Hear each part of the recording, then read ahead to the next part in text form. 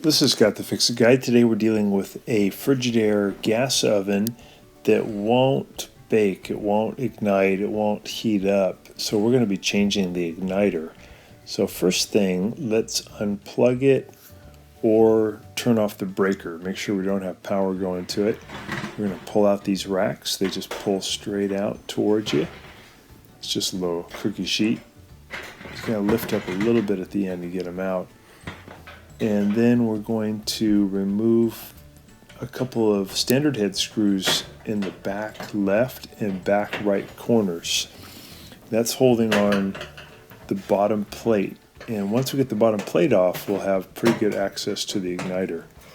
So we're just going to loosen it up a little bit with the standard head screw, and then we're going to spin them out. They're kind of long screws, they're about an inch long, inch and a half.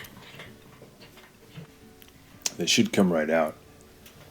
And then we'll grab the bottom plate near the back and we'll lift it up to about 45 degrees, and then we can pull the front out of the lip. So we lift it and then pull out the front lip. There we go. We got the plate out. And then this rusty looking thing is the heat deflector. We have one little nut holding it on, so we loosen it with the pliers, spin off the nut, and just lift the heat deflector off. And then we have the burner tube, our Venturi tube, and the igniter sitting right in front of us. And we got to remove a couple of 1/4 inch screws that are holding on the old igniter.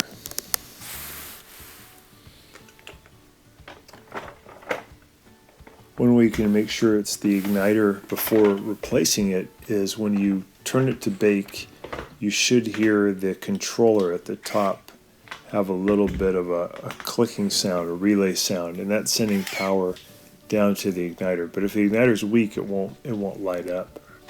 So we're going to spin off the old igniter, 2 1/4 inch screws. Sometimes you can put a little oil on the threads to make it come off easier. Then I'm going to cut those wires off the old igniter, and then I'll be splicing in new wires from the new igniter. There's the old one. They last about maybe 8 years. And then here's the new one. It's a Fridgidaire Electrolux. And we're going to pull it out. It comes with 2 ceramic wire nuts, which are really cool. They can get very hot and they won't melt.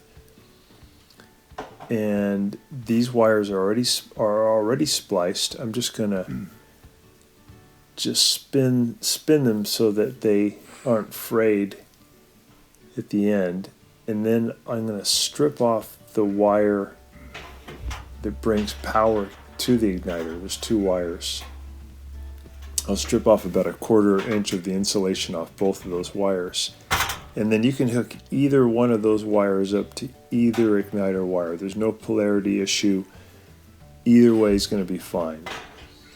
It won't short circuit, it won't cause any trouble. So either igniter wire to either of the oven power wires.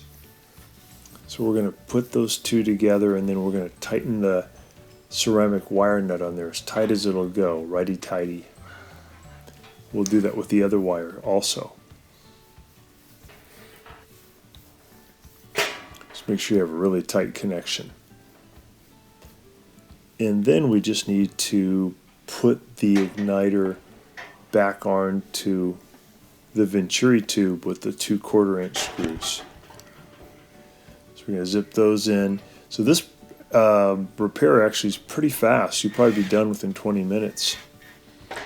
And you can get these igniters for $30, $40.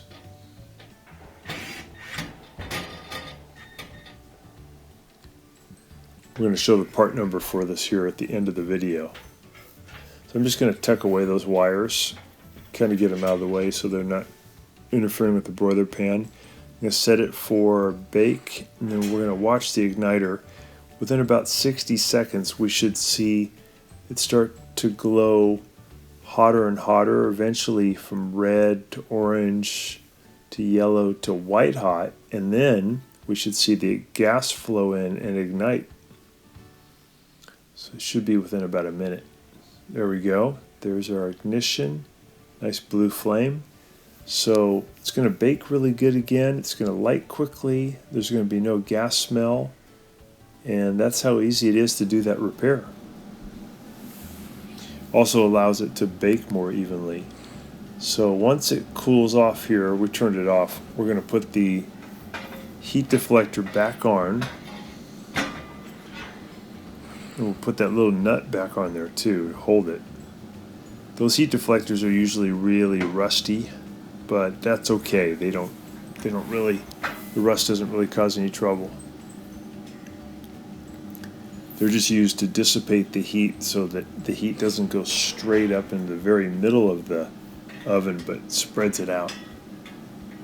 So tighten that up, and then we'll put in the bottom plate. We're going to come in at 45 degrees. Back is up 45 degrees so we can get the front lip in there, and then we'll set it down. We'll take those 2 screws and spin them in by hand, and then we'll tighten them up with the standard head screwdriver.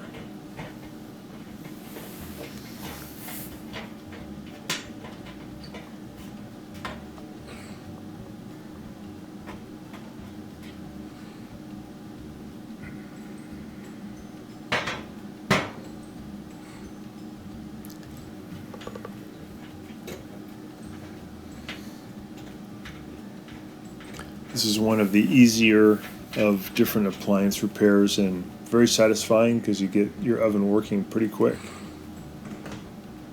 And we're just going to put, oh, here's the part number for this. Is a generic bake and broil igniter for most gas ovens. The GE ovens are a little bit different, but most of them use this flat igniter. The GE oven uses a round igniter. So we're just going to put the racks back in, put in the cookie sheet, close the door, and we'll take it up to 350 degrees to make sure that it's heating evenly and correctly. Set the temperature. If you ever want to see how it's doing, you can remove the broiler pan and kind of look up in, and you'll see the flame. So here's a broiler pan. We can see the igniter glowing, and there we have a nice blue flame. All right, great. Thanks so much for watching, and please subscribe to our channel when you get a chance.